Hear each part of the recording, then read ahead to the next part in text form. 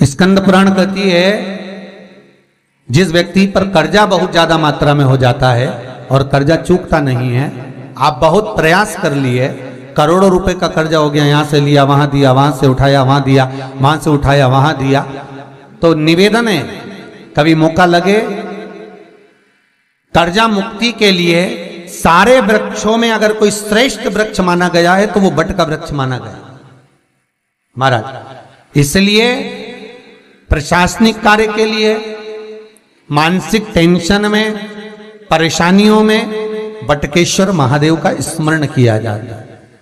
और यदि निवेदन करूंगा बहुत ज्यादा, यदि आपको कर्जा हो गया है, बहुत ज्यादा कर्जा हो गया और वो कर्जा चूक ही नहीं रहा, तो थोड़े दिन बड़ के पेड़ के नीचे आप बटकेश्वर महादेव के लिए 1 लोटा पानी, उसमें थोड़ा सा पिसा हुआ चावल पीस के गला लेना चावल को और पीस लेना, पीस के उस पानी में मिला लेना और मिलाकर उसमें थोड़ी सी हल्दी पिसी हुई डालकर बटकेश्वर महादेव के नाम से बड़ के पेड़ के नीचे अपनी कामना कर कर जो कर्जा हुआ है उस कर्जे का भान देते हुए, स्मरण देते हुए छोड़ दीजिए महाराज।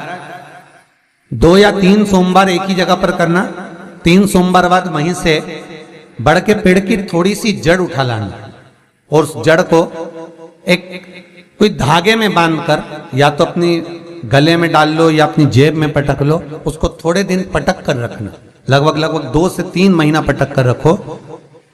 वो जड़ जैसे बड़ का पेड़ विस्तार होता है, पानी गिरे ना गिरे, जल वृष्टि हो ना हो, गर्मी पड़े ना पड़े, उसको कोई फर्क नहीं पड़ता, बड़ का वृक्ष आप रूप फैलता जाता, उसकी जड़ें अपने आप प्रबल होती है।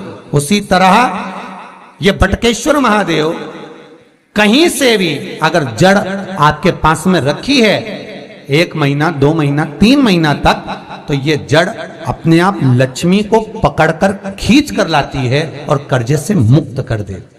बटकेश्वर महादेव का स्मरण सुख का देना हो महाराज। ऐसा कोई कार्य नहीं जिसमें पशुपति व्रत लाख ना करे, बस दिल से अगर आपने पशुपति व्रत करा है, बाबा विश्वनाथ के 5 पशुपति व्रत होते हैं, किसी भी सोमवार से चालू कर सकते हैं।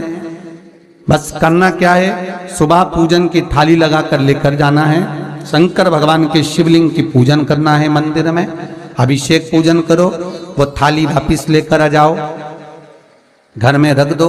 उसी थाली में शाम के समय प्रदोष काल में सूर्य डूब रहा हो, उसके कुछ ही समय के बाद आप आनंद में 6 दिए घर से लेकर जाओ, थोड़ा सा मीठा बनाकर लेकर जाओ और 5 दिए शंकर जी के मंदिर में लगाओ। पूजन करने के बाद में मीठे के 3 हिस्से कर दो, 2 हिस्से बाबा के मंदिर में अलग अलग रखिए, एक ही प्लेट में 2 हिस्से नहीं रखना है, दोनों हिस्सों को अलग अलग कटोरी में, अलग अलग दोने में, अलग अलग प्लेट में बाबा को रख दो और एक हिस्सा, एक दिया लेकर आ जाइए। घर के दरवाजे में प्रवेश करते समय राइट भाग में एक दिया घी का लगा दीजिए जो लेकर आए हो मंदिर से, उसको जला के नहीं लाना है, वहीं पर जलाना। दरवाजे के पास आराम से बैठो, दिया जलाओ और प्रसाद लेकर अपनी कामना कर कर घर के अंदर सीधा पांव रखकर अंदर चले जाओ। सवेरे फरियाल करो, शाम को भोजन करो। जब भोजन करो उस समय पर जो मीठे का आपने भोग लगाया था भोलेनाथ जी को, जिसका एक हिस्सा लेकर आए हो, सबसे पहले भोजन में वो हिस्सा खाओ। प्रसाद का जो हिस्सा लेकर आए हो उसमें से किसी को वो हिस्से में से प्रसाद नहीं देना, चाहे घर में बच्चे हों चाहे बड़े हों। आपको ज्यादा प्रसाद ले जाना तो अलग से ले जाओ, पर उस हिस्से में से किसी को प्रसाद ना दें। और वो प्रसाद पहले पाकर फिर आप भोजन प्रसादी ग्रहण करें। पर इसका नियम यह है कि प्रसाद जब आप लेकर आते हैं, आपको पहले भी कथा में कहा कि शंकर का प्रसाद रात भर नहीं रखा था। जितनी जल्दी आप प्रसाद का हिस्सा लेकर आए हैं, आधे घंटे के अंदर, पौन घंटे के अंदर आपको वो प्रसाद पाना है और भोजन करना ही है। ये नहीं कि सब आएंगे, इंतजार कर रहे हो, 10 बज गई, 11 बज गई, प्रसाद आपका इंतजार कर रहा है। जो प्रसाद है वो आपकी प्रतीक्षा कर रहा, आपकी बाट जो रहा, आपका इंतजार कर रहा। ये नहीं होना चाहिए। महाराज कितना सुंदर कहा है शास्त्रों में कि केवल एक देव अधिदेव महादेव एक ऐसे होते हैं जिनका प्रसाद रात भर नहीं रखा था। कहां से लिया है? प्रसाद लाकर ताजा रहता है जब तक आप पाते हैं, फिर वो फ्रिज में रख देते हैं। फ्रिज में रखा रखा किसी ने खाया नहीं खाया, जितने समय तक फ्रिज में प्रसाद रखा रहता है वो इंतजार करता है कि कोई मुझे प्रसाद भक्षण करे। प्रसाद का मतलब होता है प्रभु का साक्षात दर्शन। प्रसाद का मतलब ही यही है, प्रसाद, प्रभु का साक्षात दर्शन। वो रखा रखा जब ज्यादा समय हो जाता है तो घर में वो कष्ट प्रदान करने लगता है। हमेशा याद रखो, प्रसाद जैसे ही आए उसका सही समय पर उसको पाओ। रखे हुए प्रसाद पड़ा हुआ है, फ्रिज में रखा हुआ है, बेटा खाएगा, बहू खाएगा, ये खाएगा, वो खाएगा, फिर धीरे धीरे वो बद्दुआ देना प्रारंभ कर देता है, जिससे घर में बड़ी बीमारी फैलने लगती है, बड़ा रोग आने लगता है। तो लोग सोचते हैं हमारे घर में ना तो हम कोई नशा करते हैं, ना हम कोई चीज खाते हैं, ना हम बाजार का खाते हैं, फिर रोग कहां से आता, फिर बीमारी कहां से आती? अर्थात वो बद्दुआ देता है।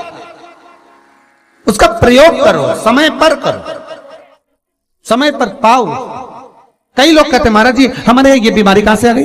जरा पत्रिका में तो कोई बीमारी ही नहीं दिख रही। हमने तो सबसे पूछा ये बीमारी का योग ही नहीं है, फिर बीमारी कहां से आई? ना तो हम कोई व्यसन करते हैं, ना कोई मद्रापान करते हैं, ना कोई मांसाहार, फिर ये बीमारी कहां? उसका कारण है कि तुम उस प्रसाद का लाकर महीनों तक पड़ा हुआ है, इंतजार कर रहे हो, खाएंगे खाएंगे, आखिरी में फिर वो काम वाली को दे दिया। काम वाली इतनी चतुर आज के जमाने की, बासी माल खाएंगे, अटक दी। कौन का पड़ा? वो बद्दुआ।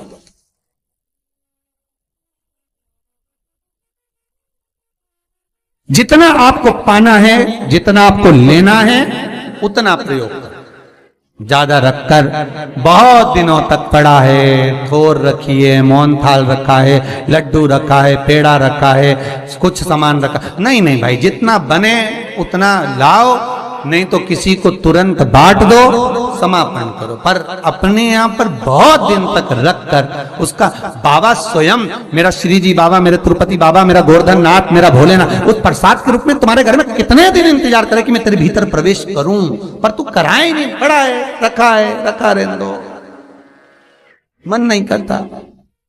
शक्तियों जैसा कर्म मत करो जिससे हमें कष्ट की।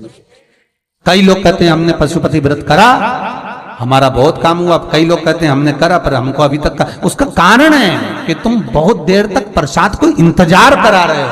तो बाबा भी आपको इंतजार करा रहा है, मेरा विश्वनाथ भी इंतजार कर रहा है। उस समय अवधि का भान होना चाहिए। निगाह हटी, दुर्घटना घटी, बस ध्यान रखो। हम कहते हैं कि हम पूजन करते हैं, हम पाठ करते हैं, हम अर्चना करते हैं, हम अनुष्ठान करते हैं, हम भगवान की सेवा करते हैं, फिर दुख हमको ही क्यों आता है? उसका कारण केवल इतना सा कि दुख हम खुद बुलाते हैं, दूसरा नहीं। हम स्वतः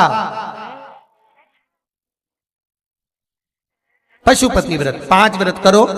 5 व्रत पूर्ण होने पर कई माताएं कहती है कि बीच में हमारे व्रत छूट जाते हैं रजस्वला धर्म के समय पर, तो व्रत तो करना पड़ेगा पर पूजन नहीं होगी और वो गिनती में भी नहीं आएगा। पर व्रत करना है पर गिनती में नहीं आएगा। मार पूजन भले मत करो, 7 दिन बाद आप जो व्रत करें वो अपने ऊपर है, पर गिनती में नहीं आएगा। व्रत करना पड़ेगा। गिनती में तब आएगा जब दरवाजे पर आप दिया लगाएंगे, जितने दिए आपने लगाए उसी गिनती में आएगा। और महाराज 5 व्रत जब पूर्ण हो जाएं, 5वां व्रत रहे, तब एक नरियल, श्रीफल, उस पर एक मोली नाड़ा लच्छा लपेटकर उस पे 11 रुपए रखकर, कोई आपको किसी को ना भोजन कराना है ना भंडारा करना है, केवल मोली लच्छा लपेटकर 11 रुपए रखकर बाबा विश्वनाथ के सम्मुख में शंकर जी की वो जलाधारी जो गोल है माता जगत जननी का हस्तकमल, उसी पर रख देना है। विनती कर देना, बाबा मेरी ये कामना से मैंने ये व्रत किया। जो पशुपति व्रत स्कंद पुराण में, लिंग पुराण में, नर्मदा पुराण में, शिव महापुराण में, पद्म पुराण के अंदर वर्णन किया, वो व्रत मैंने किया। बाबा मेरे इस व्रत को स्वीकार करना, मेरी कामना पूर्ण करना। बाबा को झोली पसार कर प्रणाम करो और अपने घर को चल जाओ। बस यही 5 व्रत का विधान। पशुपति व्रत ऐसा कोई काम नहीं जो ना हो, बस दिल से अगर व्रत किया है तो बाबा मनोकामना पूर्ण तो करे ही है।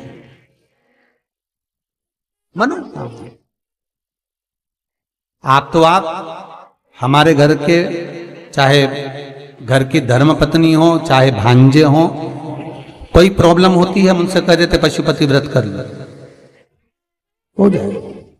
बस पशुपति व्रत में आपका भाव शुद्ध होना चाहिए। निर्मल चित्त निर्मल मन सो मोहि पावा, मोहि छल छिद्र कपट ना भावा। निर्मलता के भाव में भगवान मिल सकता है। और फिर निवेदन करूंगा, एक लोटा पानी चढ़ाओ ना चढ़ाओ, पर बाबा से दिल से आप मिलो तो, एक बार दिल से उससे कहो तो।